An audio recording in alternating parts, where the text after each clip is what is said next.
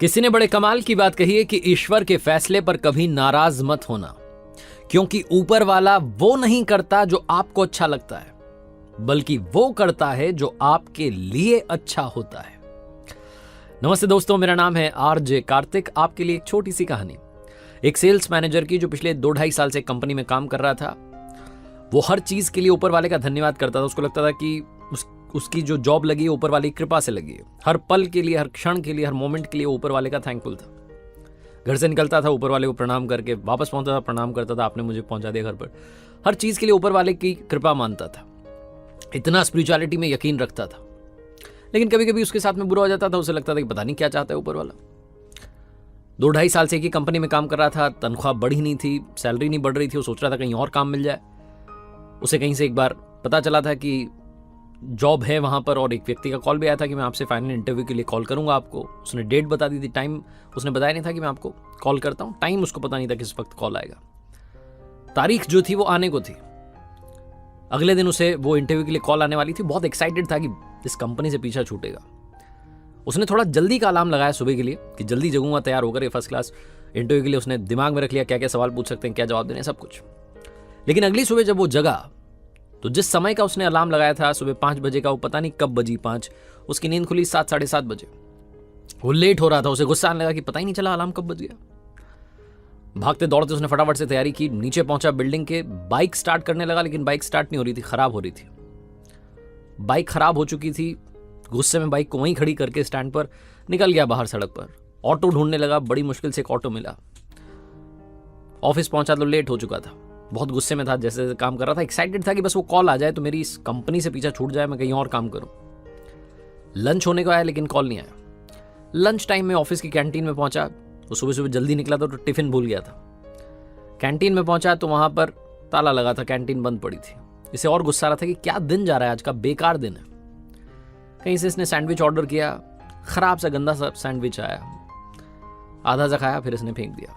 ये सोच रहा था ऊपर वाला क्या कर रहा है, आज तो मुझे ढंग से खाने को भी नहीं मिल रहा है। शाम में तकरीबन 5:30-6 बजे इसके पास में कॉल आई, उसी जॉब के लिए जिसके लिए तलाश कर रहा था, बहुत दिनों से एक्साइटेड था। इंटरव्यूअर जो था वो इससे सवाल पूछने लगा, बात होने लगी। बीच में अचानक से फोन डिस्कनेक्ट हुआ। इसने अपना फोन देखा तो फोन डेड पड़ा था, बंद हो गया था। इसे बहुत गुस्सा आ रहा था कि फोन को भी अभी खराब होना था। फाइनली दिन खत्म हुआ। शाम में जब घर जा रहा था सोच रहा था कि जाकर के आराम करूंगा, बहुत हो गया, पूरा दिन सर दर्द रहा मेरा। घर पहुंचा, खाना वाना खा करके बिस्तर पर पहुंचा और बिजली चली गई। अब इसका गुस्से का पारा और बढ़ गया कि ऊपर वाले, मैं आपको इतना मानता हूं, इतना चाहता हूं, आप क्या कर रहे हैं मेरे साथ। गुस्से में पता नहीं कब इसको नींद लग गई और सपने में भगवान से बात कर रहा था और भगवान से कह रहा था आप क्या चाहते हैं मेरे साथ। मैं आपका इतना बड़ा भक्त हूं, इतनी पूजा पाठ सब कुछ करता हूं, आप पता नहीं क्या कर रहे हैं। आज का दिन कितना खराब था, अलार्म नहीं बजा, बाइक खराब हो गई, ऑटो बड़ी मुश्किल से मिला, कैंटीन बंद हो गई, टिफिन नहीं लेके गया, सैंडविच गंदा था, कॉल आया तो फोन बंद हो गया, घर आकर के सोने लगा तो यहां पर बिजली चली गई। क्या चाहते हो आप। भगवान ने कहा जो आज हुआ वो सब मेरी मर्जी से हुआ। मैंने जानबूझ करके अलार्म कब बजा तुझे पता ही नहीं चलने दिया। तेरी बाइक मैंने ही खराब कर दी। मैं चाहता था कि तू देरी से पहुंचे, क्योंकि अगर तू बाइक से जाता तो तेरा एक्सीडेंट हो जाता। आज तेरा एक्सीडेंट होना लिखा था।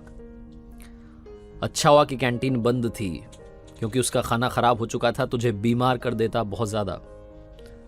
और वो जो कॉल आई थी ना, जिसकी वजह से तू बड़ा परेशान हो रहा है कि मेरी बात नहीं हुई, वो एक नंबर का घोटालेबाज है, नौकरी के नाम पर तुझे ठगने वाला था, इसीलिए तेरा फोन मैंने बंद करवा दिया। और ये जो बिजली चली गई, आज अगर बिजली आ रही होती तो तेरे घर में शॉर्ट सर्किट की वजह से आग लग जाती।